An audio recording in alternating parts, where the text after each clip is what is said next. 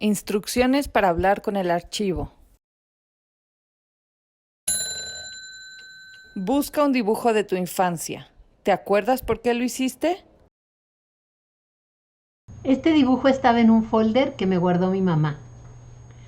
No recuerdo sentirme como superheroína de capa y toda la cosa, pero verlo me trajo a la memoria un sueño que tuve como a los 6 años, en el que corría por un pasillo muy largo en mi casa hasta que despegaba. Durante algún tiempo estuve convencida de que podía volar.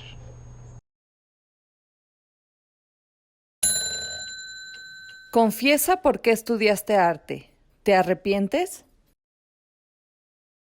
Les cuento, la escuela nunca me gustó porque me hacían memorizar una bola de cosas que me parecían inútiles. Entonces, a la hora de escoger una carrera, decidí por el arte, que era lo único que me parecía tolerable. Entré a la Escuela Nacional de Artes Plásticas en el 72, que entonces estaba en la antigua Academia de San Carlos, en el centro de la Ciudad de México.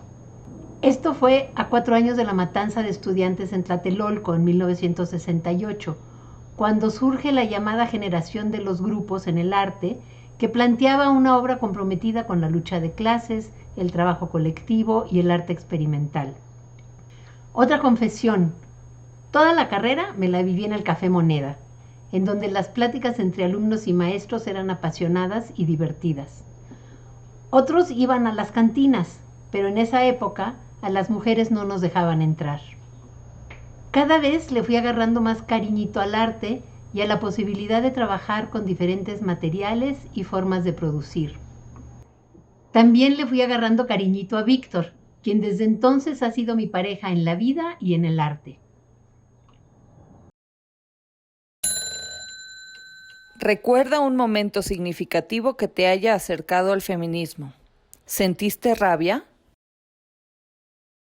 Sin duda, fue cuando una compañera habló sobre mujeres artistas en el salón y los chavos al final nos dijeron que las mujeres éramos menos creativas que ellos porque paríamos. Esto me hizo entender que aunque mi trabajo iba a ser invisible por este tipo de prejuicios, más valía que me pusiera a hacer algo al respecto. Me fui a un taller breve de arte feminista a Estados Unidos y regresé tan entusiasmada que mis maestros de historia del arte sugirieron que diera una conferencia. Como me daba nervio, me acompañaron.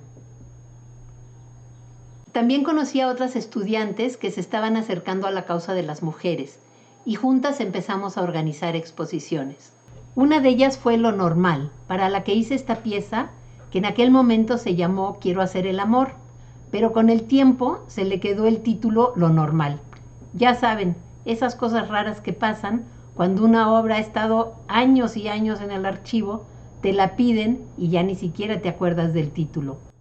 Esta es una de mis obras favoritas porque meto elementos de performance, de humor y de ironía.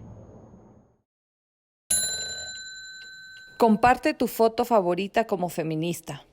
¿Te trae buenos recuerdos? Me encanta esta foto publicada en el periódico en 1977, en la que mi mamá y yo estamos en la manifestación a favor del aborto organizada por la Coalición de Mujeres Feministas.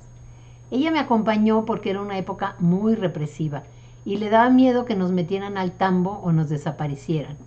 Ahí se integró ella al movimiento de las mujeres. Yo empezaba a hacer mis pininos como artista feminista.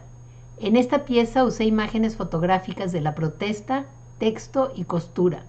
De alguna manera, marca algunos de los caminitos por donde seguiría después mi producción. Ese mismo año, Lucila Santiago, Rosalba Huerta y yo organizamos Collage Íntimo, considerada como la primera exposición abiertamente feminista en México.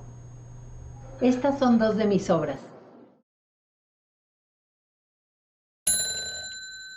¿Desempolva alguna evidencia de por qué te asumiste como artista feminista?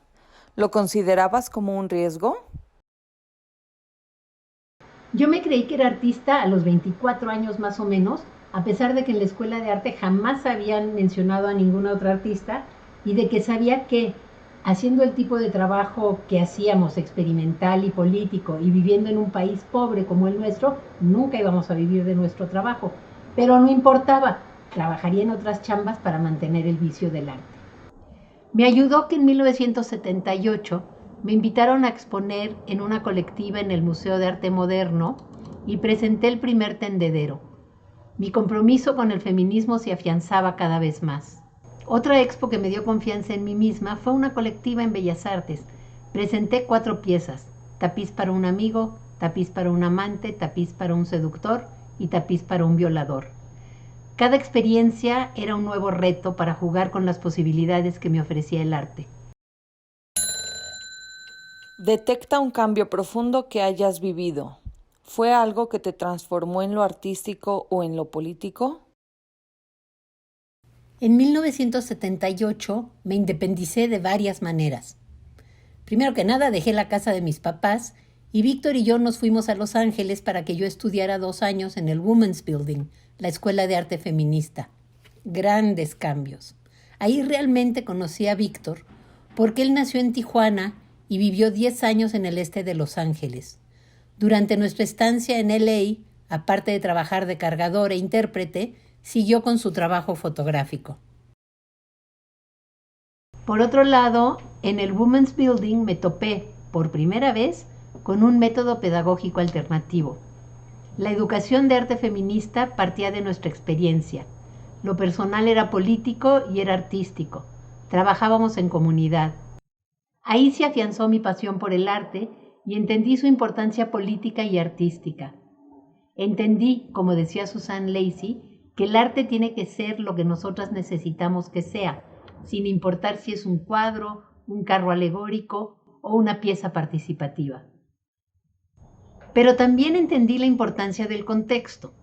Mientras que mis compañeras blancas usaban la imagen de la Virgen como ícono de fuerza y divinidad, y las artistas chicanas reflejaban su fuerza en la comunidad y en cada mujer, para mí, como chilanga atea, la Virgen era un símbolo de la opresión femenina, un modelo de la maternidad imposible de alcanzar. Mi obra lo reflejó a través de dibujos que retrataban a una Virgen luchando por salir de su opresión. Intenté conciliar estos mundos a través de un proyecto artístico, al que invité a mis compañeras del Women's Building a venir a México a compartir el arte feminista de Estados Unidos y a conocer a las artistas mexicanas para después llevar su obra a su país. El diálogo a veces fue áspero y otras amoroso, pero invariablemente fructífero.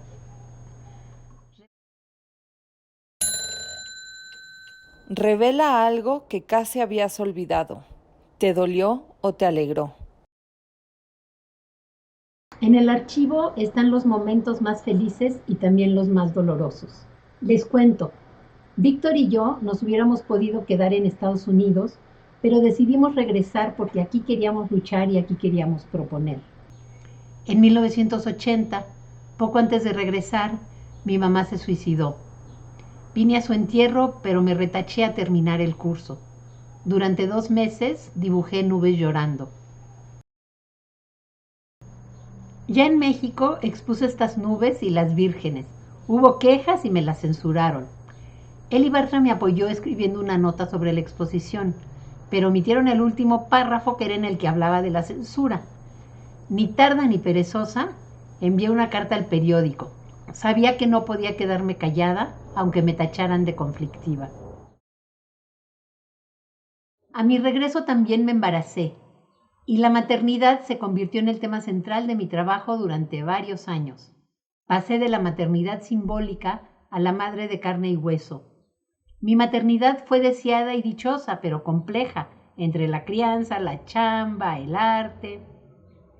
Entre la muerte de mi madre y que me convertí en mamá, me tomó como 2 años aterrizar.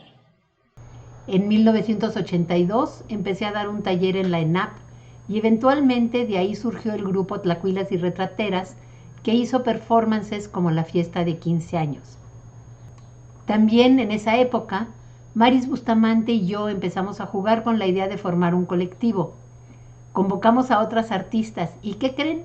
Ninguna quiso, más que la fotógrafa Herminia Dosal, que solo participó en el primer evento. El aterrizaje había sido complicado, pero por fin estaba en casa.